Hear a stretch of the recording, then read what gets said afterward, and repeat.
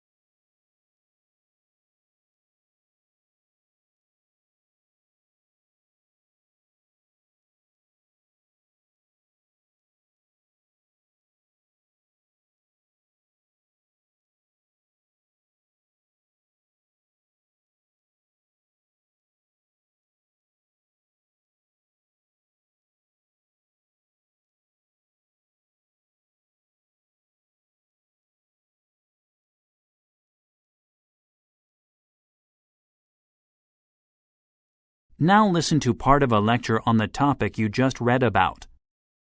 Numerous researchers have attempted to debunk the standard theory of how the pyramids were constructed. One novel idea that has gathered some momentum is that the Egyptians molded the stones out of concrete. Well, the supporting proof for this idea is unreliable. First of all, we don't have any evidence that the ancient Egyptians made objects out of concrete. You may have heard rumors about Egyptian concrete vases, but do they really exist? Well, some people jump to conclusions because they just couldn't comprehend how the interiors of Egyptian vases could have been carved. But it's simple. Egyptian vases were carved from stone in 2 halves, and then they were pasted together with an adhesive so that they look like a single piece. Crafty, huh? Next, there are some air bubbles on the surface of some of the stones, but do you know how they got there and when they got there? The air bubbles are from concrete, but not ancient concrete. They were part of modern restoration materials that were added to the surface long after the pyramids were originally constructed. This restoration process has happened again and again for centuries. It's the only way to preserve the structures.